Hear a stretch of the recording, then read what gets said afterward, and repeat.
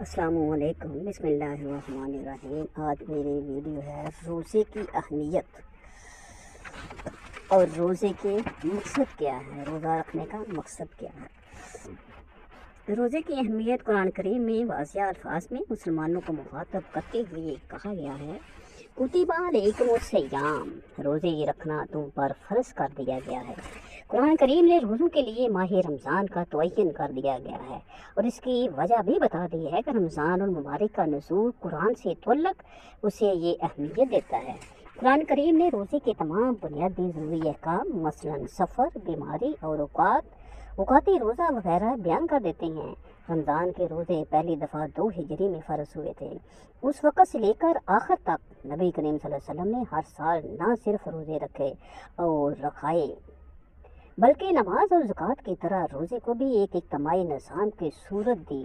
اس کی سب سے نمایاں خصوصیات: سحری کھانے کے لیے اٹھنا، قیام اللیل، رات کو قرآن کریم سنانے کے لیے زائد رکعات نماز پڑھنا جسے ہم تراویح کہتے ہیں، صدقۃ الفطر، رمضان کے اختتام پر ضرورت مندوں کو روٹی باہم پہنچانے کی مہم۔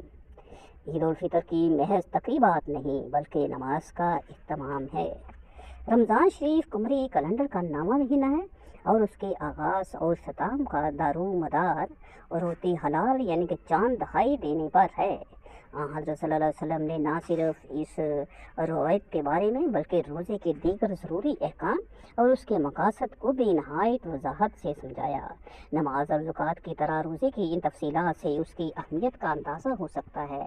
قرآن کریم میں یہ بھی بتایا گیا ہے کہ روزہ پہلی امتوں میں بھی ایک فرض عبادت کے طور پر رائج تھا اور آج بھی کسی نہ کسی صورت میں موجود ہے، لیکن اسلامی روزے میں یوں تو اور بھی بہت سی زائد خوبیاں ہیں، مگر سال کا پورا ایک مہینہ اور بھی اجتماعی نظام کے ساتھ روزے رکھنے کی تو دنیا بھر میں کہیں مثال نہیں۔ رمضان المبارک اپنے اس اجتماعی رنگ کی وجہ سے تمام عالم اسلام میں نیکی کا میلہ بن جاتا ہے۔ محلوں سے لے کر جھونپڑیوں تک اور شہروں سے لے کر دور افتادہ گاؤں تک ہر جگہ رمضان المبارک اپنی ایک شان کے ساتھ جلوہ گر ہوتا ہے۔ رمضان المبارک میں روزہ رکھنے کے لیے ایک مناسب اور سازگار ماحول پیدا ہو جاتا ہے، اور نہیں تو آج آدمی آر کے خوف سے بھی روزہ رکھ لیتا ہے۔ ہو سکتا ہے یہ چیز بھی اس کے اندر کسی تبدیلی کا باعث بن جائے۔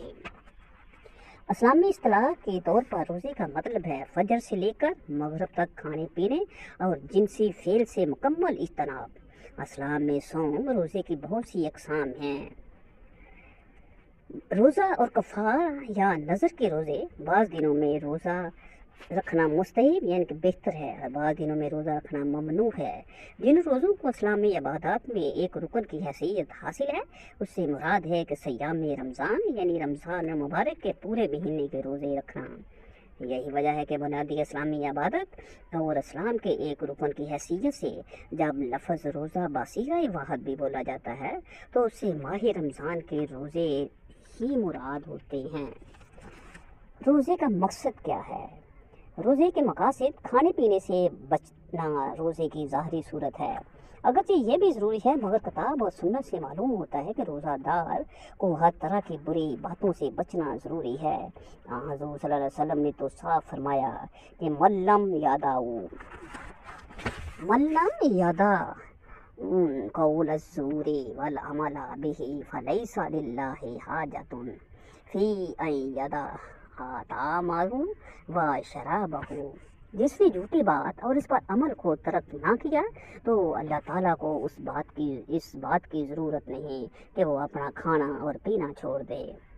کم من صائم لیس من صیامہ الا الظمآ، کتنے ہی ایسے روزے دار ہوتے ہیں جنہیں ان کے روزوں کے سے سوائے پیاس کے کچھ حاصل نہیں ہوتا۔ روزہ اور رمضان المبارک صرف سلبی نیگیٹو پہلو نہیں رکھتے کہ جس میں صرف مت کرو ہی پر زور ہو، ان کا ایک ایجابی پہلو، پازیٹیو پہلو بھی ہے۔ یہاں بہت سی نیکیوں کے لیے ضرور کرو، نماز، نوافل، تلاوت قرآن، خیرات اور صدقات، اور غرض اس مہینے میں ہر طرح کی نیکی بکثرت کرنے اور ہر طرح کی برائی سے باز رہنے کے احکام دیے گئے ہیں۔ रोज़े की आम फ़ायदे मसलन सेहत पर अच्छे असरात, जफाकशी और सख्त कुशी की तरबियत, गरीबों की भूख का एहसास वगैरह वगैरह, ये सब बातें अपनी जगह दुरुस्त और बजा, मगर दूसरी इबादत की तरह रोज़ा भी अपने रब से बराह रास्त राब्ते की एक सूरत है। रोज़े की हालत में आदमी को हर वक्त ये एहसास होता है और होना चाहिए कि अल्लाह उसके करीब है। यही वजह है कि वो अलहदगी में भी, जहाँ उसे कोई देखने वाला नहीं होता, हरगिज़ खाने पीने का तसव्वुर भी नहीं कर सकता। यही है अपना एहतसाब खुद करना, जिसकी बना पर नबी करीम सल्लल्लाहु अलैहि वसल्लम ने फरमाया, मन सामा रमज़ाना ईमानन व इहतिसाबन गुफिरा लहू मा तक़द्दमा मिन ज़ंबिही व मा तअख़्ख़रा। जिसने ईमान और एहतिसाब के साथ रमज़ान के रोज़े रखे, उसके अगले पिछले गुनाह माफ़ हो गए। मुसाफिर या बीमार या कोई और शरई उज़र रखने वाले, मर्द या औरत को रमज़ान में फौत हो जाने वाले रोज़ों की कज़ा बाद में देना यानी कज़ा रोज़ी रखना इसी तरह वाजिब है जिस तरह खुद रमज़ान के रोज़े रखना ज़रूरी है। रमज़ान के रोज़े रख कर जानते बूझते हुए तोड़ने से 60 दिन के रोज़े रखना वाजिब हो जाता है। भूल और नसियान से कुछ खा लेने से रोज़ा नहीं टूटता। इससे हमें यह भी मालूम होता है कि रमज़ान के एहतराम की दीदा दलेरी से खिलाफ वर्जी करना सख्त गुनाह है। कफ़ारा और नज़र के रोज़े भी कज़ा रोज़ों की तरह वाजिब होते हैं। हर कमरी महीने की 13, 14, 15 अय्याम, 10, 9 ज़िलहज हज का दिन और हर पीर, सोमवार और जमेरात को रोज़ा रखना मुस्तहब यानी अच्छा और बेहतर है। दोनों ईदों के दिन अय्याम तशरीक यानी कि 11, 12, 13 ज़ुल्हज का रोज़ा रखना जायज़ नहीं है। रोज़ों की इन अक़साम के अपने कुछ अहकाम और मसाइल हैं। यहाँ हमारा मकसद सिर्फ़ आपको सिर्फ़ रोज़े की अहमियत, उसके ज़रूरी और मुतल्लका अहकाम और रोज़े के मकासद और अग़राज़ से आगाह करना था।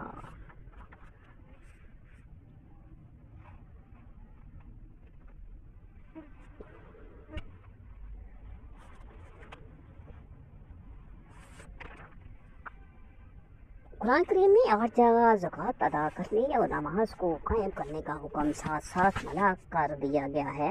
नमाज की अहमियत पर पहले बात हो चुकी है। इसके अलावा अनफाक यानी कि माल खर्च करना और सदक़े के अल्फाज से भी ज़कात का हुक्म मुतअद्दिद जगह आया है।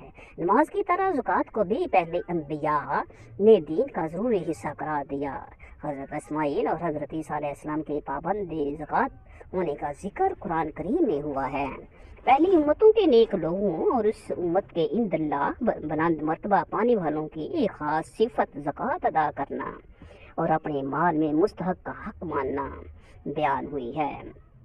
हमारे नबी करीम सल्लल्लाहु अलैहि वसल्लम ने नमाज की तरह ज़कात का भी एक मुअय्यन निज़ाम कायम फरमाया और उस निज़ाम को चलाना हुकूमत का फ़रीज़ा करार दिया। बड़ी तफसीर के साथ उसके अहकाम जारी फरमाए।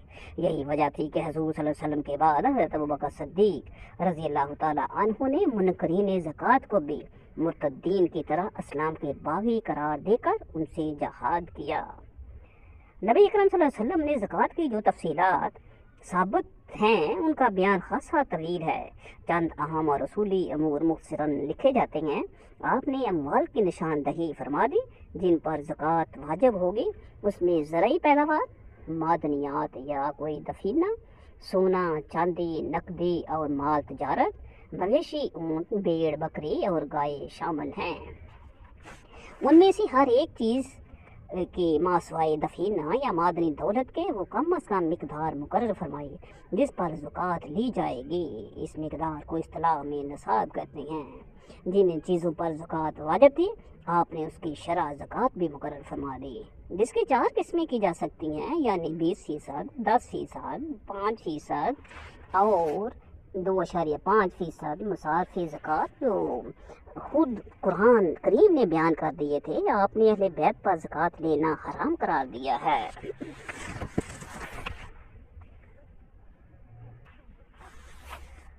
नबी अकरम सल्लल्लाहु अलैहि वसल्लम की तारीख़ वलादत के बारे में मुख्तलिफ़ रवायात मज़कूर हैं।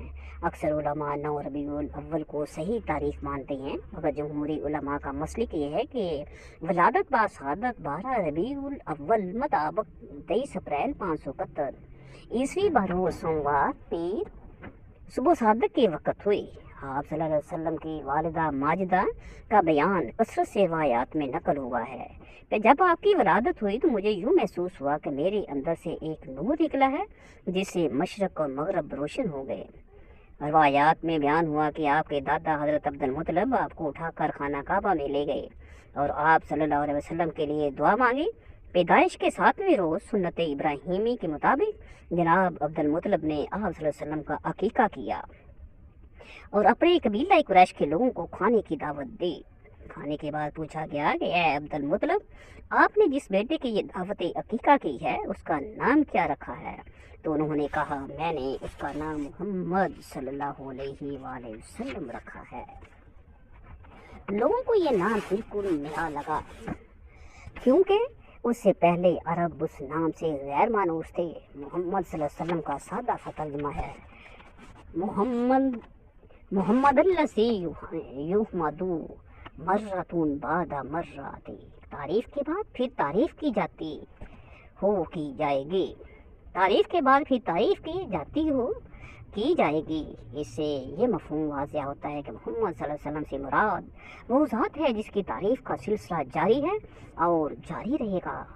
ये मुसलमान हकीकत है कि दुनिया भर के इंसानों में जिस कदर आप सल्लल्लाहु अलैहि वसल्लम की ज़ात की तारीफ़ की गई है और आप सल्लल्लाहु अलैहि वसल्लम की ज़िंदगी पर जितना लिखा गया है उसका एक मामूली सा हिस्सा भी किसी और हस्ती के नसीब में नहीं आया। ज़्यादा अहम बात यह है कि ये महज इत्काद ही नहीं बल्कि गैर मुस्लिम उलमा ने भी इल्मी लिहाज से आप सल्लल्लाहु अलैहि वसल्लम की ज़िंदगी पर बहुत कुछ लिखा है। यूँ आप सल्लल्लाहु अलैहि वसल्लम के नाम के लिए जनाब अब्दुल मुत्तलिब के जहन में इत्तफ़ाक़न मोहम्मद सल्लल्लाहु अलैहि वसल्लम का आना मंशा अल्लाह ही मालूम होता है। इस लिहाज से ये नाम बज़ाते खुद एक मौजज़ा है।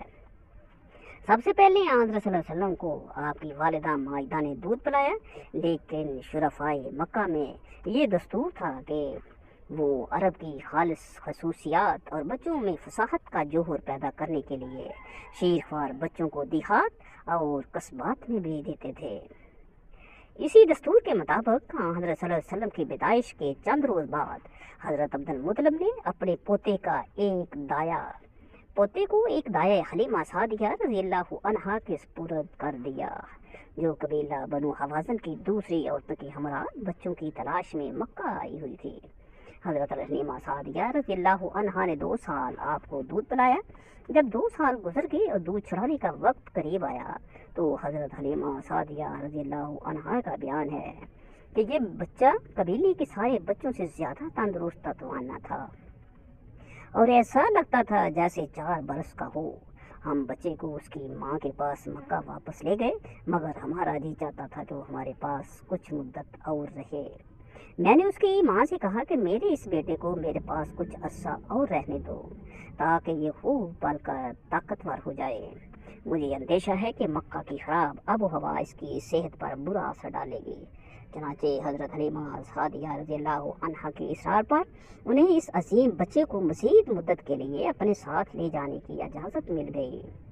हज़ूर सल्लल्लाहु अलैहि वसल्लम जब दोबारा कबीला हवाज़न में गए तो उस वक़्त एक नया वाक़या पेश आया जिसकी तफासीर हज़रत हलीमा सादिया रज़ियल्लाहु ताला अन्हा से इस तरह रवायत है कि मक्का से वापस आकर अभी हम 2-3 महीने ही रहने पाए थे कि एक रोज़ बच्चा अपनी रज़ाई भाई के साथ हमारे घरों के पीछे हमारी बकरियों में था। इतने में उसका रज़ाई भाई दौड़ता हुआ आया और कहा कि मेरे इस कुरैशी भाई के पास 2 सफ़ेद पोश आदमी आए, उन्होंने उसका पेट चाक कर दिया। मेरा शोहर और मैं दोनों भागते हुए गए और देखा कि बच्चा खड़ा है और उसका रंग फक है। उसके रज़ाई बाप ने उसे उठा लिया और पूछा, बेटे तुझे क्या हुआ? बच्चे ने बताया कि 2 आदमी सफ़ेद कपड़े पहने हुए आए थे, मुझे लटाकर उन्होंने मेरा पेट चाक किया और उसमें से कोई चीज़ निकाल कर फेंक दी और फिर वैसा ही कर दिया जैसा वो था। एक और रवायत में है कि मेरे पेट में वो कोई चीज़ तलाश करते रहे, मालूम नहीं वो क्या चीज़ थी। हलीमा सादिया रज़ियल्लाहु अन्हा बयान करती हैं कि हम इस बच्चे को घर वापस ले आए तो मेरे शोहर कहने लगे, हलीमा मुझे डर है कि इस बच्चे को कुछ हो ना जाए, बेहतर यही है कि उसे उसके घर पहुंचा दिया जाए। چنانچہ ہم اسے لے کر اس کی ماں کے پاس مکہ پہنچے۔ حضرت آمنہ رضی اللہ تعالی عنہا نے ہمیں دیکھا تو انہوں نے فرمایا تم کیسے اس کو واپس لے آئے؟ تم تو اسے اپنے پاس رکھنے کے لیے بڑے حریص تھی۔ میں نے کہا اللہ تعالیٰ نے اب بچے کو خوب پال کر بڑا کر دیا ہے اور میری جو ذمہ داری تھی وہ میں نے پوری کر دی۔ اب مجھے اندیشہ ہے کہ اسے کچھ حوادث پیش نہ آ جائیں۔ حضرت آمنہ رضی اللہ تعالیٰ عنہا نے فرمایا کہ اصل بات کیا ہے، مجھے ٹھیک ٹھیک بتاؤ۔ حلیمہ رضی اللہ تعالیٰ عنہا نے ان کے اسرار پادشاہ کے صدر کا سارا ماجرا کہہ سنایا۔ اس پر حضرت آمنہ نے فرمایا کہ تمہیں اس بچے کے بارے میں شیطان کا خوف ہے۔ حلیمہ رضی اللہ تعالیٰ عنہا نے اس بات میں جواب دیا تو حضرت آمنہ رضی اللہ تعالیٰ عنہا نے بتایا کہ اللہ کی قسم شیطان کے لیے اس پر کوئی راہ نہیں، میرے اس بچے کی بڑی شان ہے۔ سبحان اللہ۔ اس طرح 4 سال کی عمر میں یہ عظیم بچہ اپنی ماں کے پاس واپس مکہ آ گیا۔ بچپن میں رسول اللہ صلی اللہ علیہ وسلم کی دیہات میں قبیلہ بنی سعد میں قیام کرنے کی وجہ سے آپ کی عربی زبان نہایت فصیح ہو گئی تھی، کیونکہ آپ صلی اللہ علیہ وسلم قریشی تھے اور بنی سعد میں آپ نے بچپن گزارا تھا جس کی زبان فصیح عربی تھی۔ اسی بنا پر آپ صلی اللہ علیہ وسلم فرمایا کرتے تھے میں تم میں سب سے زیادہ عربی داں ہوں، میں قریشی ہوں اور بنی سعد بن بکر میں میری رضاعت کا زمانہ گزرا ہے۔ ابن سعد اور ابن اسحاق کے بیان کے مطابق آپ کی عمر 6 سال تھی کہ آپ کی والدہ ماجدہ آپ کو ام ایمن کے ساتھ مدینہ منورہ لے گئیں تاکہ وہاں آپ کے پردادی کی خاندان سے آپ کو ملائے اور متعارف کرائے۔ مدینے میں 1 ماہ قیام رہا۔ اس دوران میں انہوں نے وہ مکان آپ کو دکھلایا جہاں آپ کے والد حضرت عبداللہ کا انتقال ہوا تھا، وہ جگہ بھی دکھائی جہاں وہ مدفون تھے۔ بچپن میں دیکھے ہوئے یہ مقامات اور دیگر واقعات آپ کو ہمیشہ یاد رہے، جس کی شہادت بعد کی روایات سے ملتی ہیں۔ 1 ماہ مدینہ میں قیام کے بعد آپ صلی اللہ علیہ وسلم کی والدہ ماجدہ آپ کو ہمراہ لے کر واپس مکہ مکرمہ جانے کے لیے روانہ ہوئیں تو راستے میں ابوا کے مقام پر حضرت آمنہ کا انتقال ہو گیا اور یہاں دفن ہوئے، اور ام ایمن جو حضرت عبد المطلب کی باندی تھی حضور اکرم صلی اللہ علیہ وسلم کو ساتھ لے کر مکہ مکرمہ واپس پہنچی، اور یہ یتیم بچہ 6 برس کی عمر میں ماں کی محبت سے بھی محروم ہو گیا۔ حضرت آمنہ رضی اللہ عنہا کی وفات کے بعد حضور صلی اللہ علیہ وسلم کے دادا حضرت عبد المطلب نے آپ کو اپنے ساتھ رکھا۔ حضرت عبد المطلب کو شروع سے ہی اپنے یتیم پوتے سے بے پناہ محبت تھی۔ بیٹے کی بعد بہو کے انتقال نے اس محبت کو شائستگی کی حد تک پہنچا دیا تھا۔ انہوں نے اپنے پوتے کو تمام اولاد سے بڑھ کر چاہا۔ وہ آپ کو ہر وقت اپنے ساتھ رکھتے اور اس وقت تک کھانا نہیں کھاتے تھے جب آپ صلی اللہ علیہ وسلم اس میں شریک نہ ہوں، اور کبھی کبھی کھانے کے وقت آپ کو گود میں اٹھا لیتے تھے، لیکن دادا کے یہ شفقت بھی حضور صلی اللہ علیہ وسلم کو زیادہ دیر تک حاصل نہ رہی۔ جب آپ صلی اللہ علیہ وسلم کی عمر مبارک 8 سال تھی تو آپ صلی اللہ علیہ وسلم کے دادا عبد المطلب بھی 82 برس کی عمر میں اپنے مالک حقیقی سے جا ملے اور ہجون میں دفن ہوئے۔ پہلے والدین اور پھر دادا کا سایہ عاطفت اٹھا کر یہ دکھانا مقصود تھا کہ یہ نونہار جس آغوش رحمت میں پرورش پانے والا ہے وہ ان سب اسباب سے بے نیاز ہے۔ حضرت عبد المطلب کی وفات کے بعد بعض روایات کے مطابق ان کی وصیت کی روح سے اور بعض روایات کے مطابق بطور خود حضرت ابو طالب نے حضور اکرم صلی اللہ علیہ وسلم کو اپنی کفالت میں لے لیا۔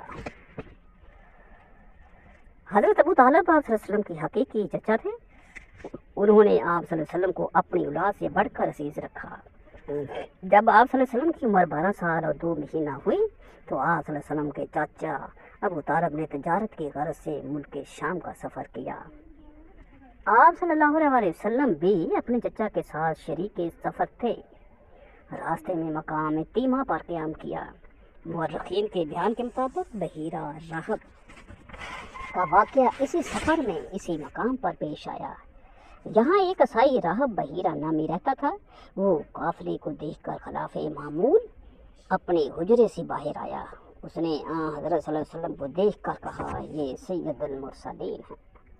آپ صلی اللہ علیہ وسلم بچپن میں جب حضرت حلیمہ سعدیہ رضی اللہ عنہا کے ہاں قیام پذیر تھے تو اس وقت اپنے رضائی بھائیوں کے ساتھ بکریاں چرانے جایا کرتے تھے، اور جب آپ صلی اللہ علیہ وسلم سن شعور کو پہنچے تو مکہ میں بھی آپ صلی اللہ علیہ وسلم نے یہی مشغلہ اپنایا۔ ایک دفعہ آپ صلی اللہ علیہ وسلم